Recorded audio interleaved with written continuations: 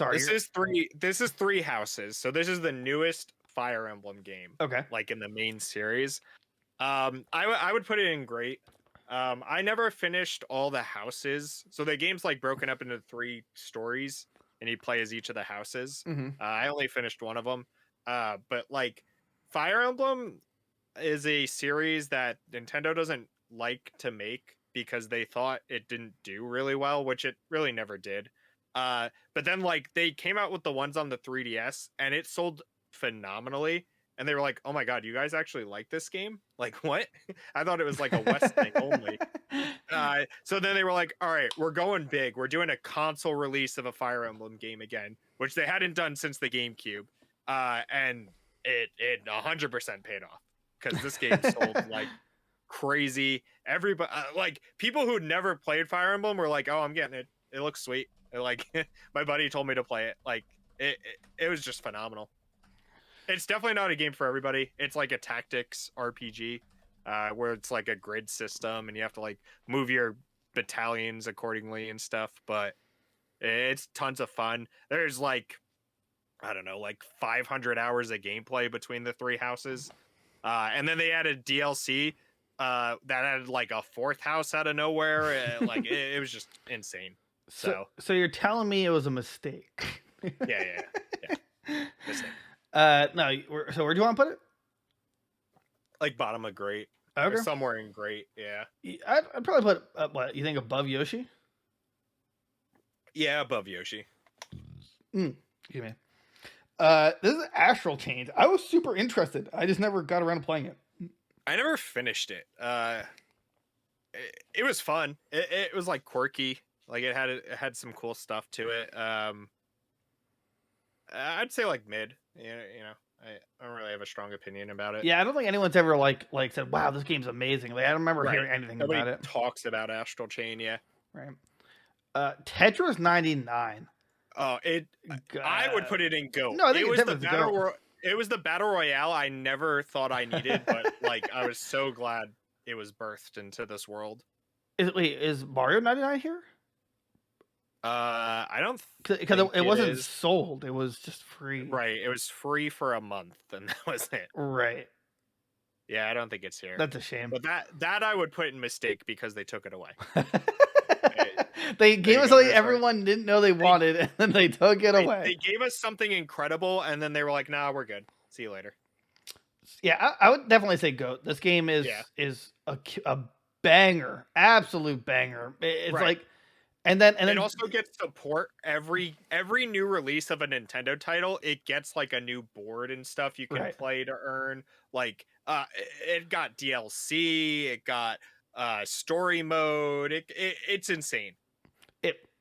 Yeah, definitely GOAT. It like makes no sense why they thought this was gonna work, and then it worked. Yeah. It's like, why would you do this? This is stupid. And then everyone plays it. It's like, wow, this is awesome. Yeah. Okay. What is this one? Daemon X Machina. It's like a mech fighter game. I never played it. All right. So. Yeah, we never played it. So if we never played it, odds are it's not a GOAT. But what is this? Zelda Link's Awakening. I am so conflicted. Well, here's the hot take. I love the chibi art style. Say what you will, everybody, but like I just think it's cute. It's they tried something new. It was cool.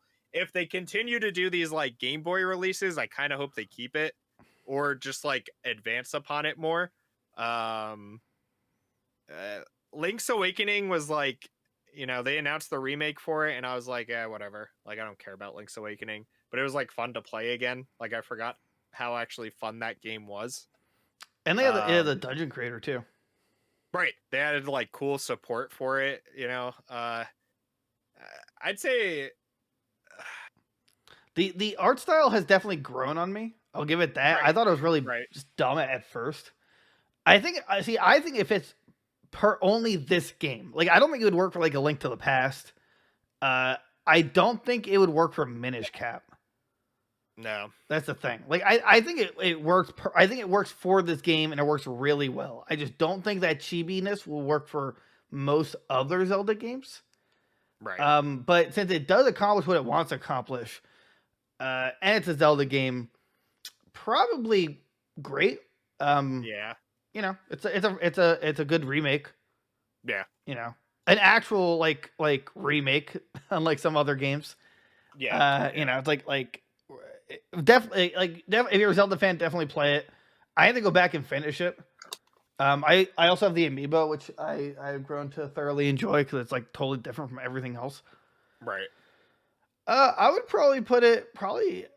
I'm gonna say put it above Breath of the Wild. Oh yeah, I was gonna put it like behind Splatoon 2.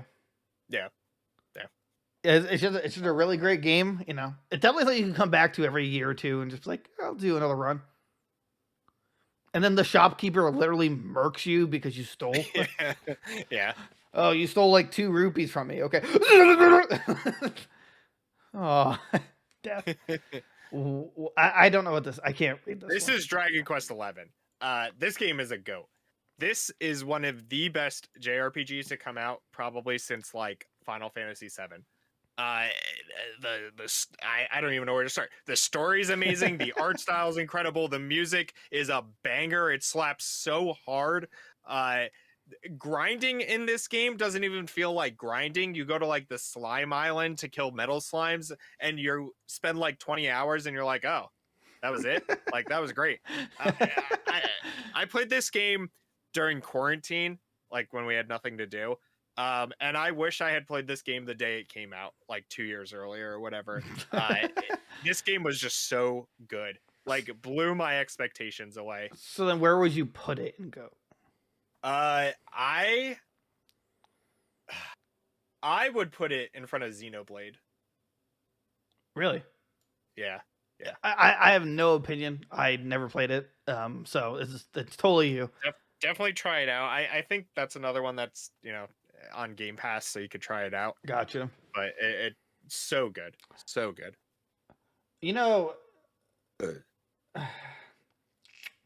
Okay. Well, I'm glad we didn't do this live because I totally forgot to rename the text where it just is ranking every. No. That's right. These are steel types. I'm gonna have to put like a big cross out.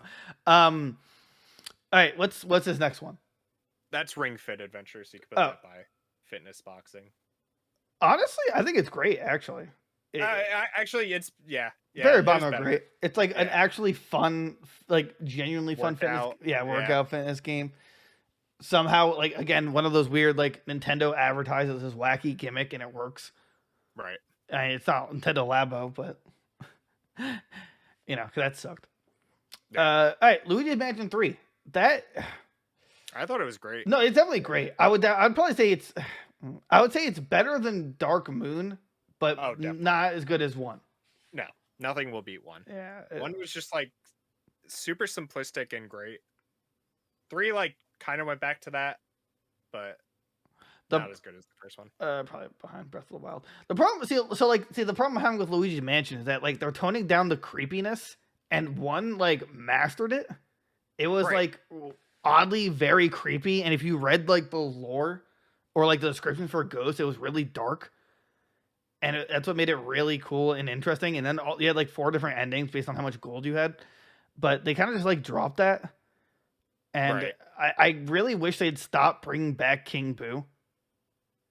It's like, give us Queen Boo. I don't know why that's not a thing, Right. Especially in this day and age. Like, come on. Like, give us Queen Boo. I don't know. Like you can do so much. You have ghosts. Like, I don't know. It's like, but it's still a great game. Like, it has co-op, which is pretty cool. Yeah. It's definitely a great game. That's not debatable. Pokemon Sword and Shield. It's one of my favorite Pokemon games. Like, honestly, I would say goats. Just for the sheer amount of like playtime and just like content that game got, and I don't know, it was fun to play, and it's still fun to go back to and do like the max raid dungeons. Oh yeah. Like they perfected legendary catching. Like absolutely. It was just a fun game overall. I mean, it's I guess on the easier side, but other than that, I mean the Pokédex is pretty diverse. There's very few mistakes of that generation. Stunfisk being one of them. Right. Cry about the animations all you want. Like, Right. I don't know what you expect. Like, who cares? And If that's really taking you out of the game, like, get over it. where Stop is it? playing the game then. Are the DLCs are here. Both the DLCs were like banger quality of life updates. Oh, yeah. Yeah, Like the first one was, like, so fun with the Urshifu and stuff. The right. second one added the max raid dungeon, and, like, the variants of the birds, the Calyrex Reggies. story was pretty cool, the new Reggies, yeah, like, Right. I don't know. I don't know what else, the Pokemon community is so trash, but, like, I don't know what else you want because, like, that game, like, got everything. It got all the support you wanted. You're not getting all the Pokemon ever again. I want Right. you to get that through your thick skulls. But like you got everybody you would ever want anyway. Right. You're really upset that like Jump Pluff isn't in the game. Like, yeah, get over yourself. Okay, whatever. Yeah, I mean, and I was in that boat when it firstly was like announced that not all the Pokemon were going to be there. I was like, this is ridiculous. But I literally like reverse course. I'm like, no, it was the right call. It makes sense for DLC. It makes competitive, fresh, like every year or so. Right. Totally understandable. And then like the quality of life updates with the Isle of Armor gave you the ability to switch between Gigantamax and Dynamax, which is pretty good because then you weren't like forced to like spend hours to find Gigantamax. And right. and then then the max raid battle, which is like one of the most fun co-op experiences ever, especially for a Pokemon game. I just want them to I don't remember the last game that had it, but I want them to bring back multi battle tower where you can have your teammate be your partner for doubles. Right. Like and have it for online. It was super fun. I think the first Sun and Moon had it. It might have been before that, but I love Battle Tower. I want them to add more to it, but either way, Ghosts. I like. Yeah, they just knocked it out of the park. Like, I'm sorry that it's not a great Nuzlocke game, but yeah, you're gonna have to get over that one. Right. You're gonna have to... You can cry about it. Whatever. So yeah, there's that. What is this? What's the next one? That's Tokyo Mirage Session. I would put it in not played. I played it on the Wii U, but I didn't play enough of it to like get an opinion of it. It's made by the guys who did like Fire Emblem, and it's supposed to be like a crossover between everything that they do, but I never played it really. Wow. How could you not play one of the best Nintendo games ever that I also never played? Come on. Okay. But the next game, Pokemon Mystery Dungeon, I should pick it up again. I really should. I'm like Mystery Dungeon. I love the Mystery Dungeon on Game Boy or on Game Boy Advance. It was yeah. So these were the remakes of I think it was the ones on the right Red Rescue Squad and Blue Rescue Squad. Yeah, the first. Yeah, it was. Yeah, they were the ones on the Game Boy. Unbelievable. So much fun. They combined all the content and put it into one game, which was super nice instead of making two separate games. The post game for this is insane. There's like hundreds of hours going through like the legendaries and stuff. It's so much fun. Yeah, my only gripe with it is I wish there was more I guess replayability, because once you catch everything, it's just kind of over. There's no like challenge mode, like there's no tower or anything like that.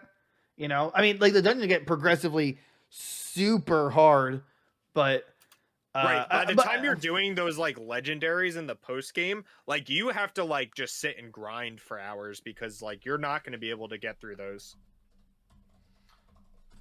There's that, and then there's a lot of hours to put into the game. It's just to like get all the legendaries and then like evolve everyone.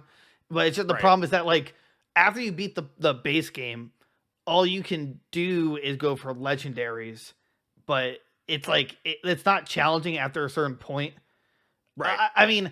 But also to be fair, I don't know what else they could do for it. I don't think there could be like a competitive mode. Like maybe it's like the fastest one to get to like the objective. Right, like a speed run of the dungeons, right? Or like a leaderboard for how high in the floors you could go, or whatever.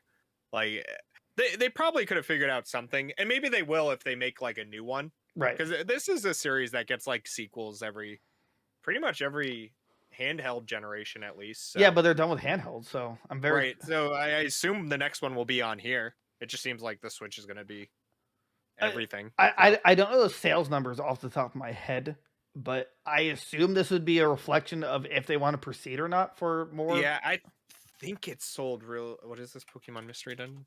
Like remaster or whatever. Dungeon DX. You know, I mean, yeah, I'm glad it's one game at this point. I also wish they had more starters, but sold like 1.26 million copies by the end of March 2020, which was the month it came out in. Oh, so, okay. Like, that's pretty good. Oh yeah, no, that's really good. And I like and it introduced me to the genre. I don't remember what it's called, but there's a few other games like it where it's like tower climbers. Oh, these the dungeon crawlers, yeah. Yeah, but it's like it's like a unique subsection of dungeon crawler because it's like. These were like the original dungeon crawlers, like this and right. Like Chocobo Mystery Dungeon. I can't even think of like other games like it, but right. Like this was dungeon crawlers before like dungeon crawlers are what we know now as like dungeon crawlers / roguelikes, Right. Like Enter the Gungeon and stuff like that. So as for where we'd put it, like it's definitely great or go. I don't think it's a mid. I think if you know the game and you like, it's super fun. It might have like the either you're gonna love it or hate it mentality. Right. That's the only thing about it, but it's polished. It's like it's just fun. There's a story there. You're like the kind of like the the human possessing a Pokemon thing for every one of them. Reincarnated as a Pokemon for some reason, and right? You like have to figure out why. Dude, I'm sorry. Just like why did they continue the anime? It had like 2 episodes. Remember that? Yeah, it was like, that actually would have been a really good anime. It would have been a sweet story. Yeah, I don't know why they didn't continue, but I guess GOAT would be fair, right? I mean, yeah, like bottom of GOAT for now. That one might get moved to just like top of great later, but I'll put it behind the other Pokemon. I think it's fair. Oh, and great. Yeah, because like it's Pokemon's iconic. Every Pokemon game is usually a banger. The mystery dungeon aspect, people do remember it. I don't think a lot of people actually know this came out. They didn't do a lot to advertise it, but it still sold really well. But still, I would still say it's a better game than like the Yoshi, Arms, stuff like that. So yeah.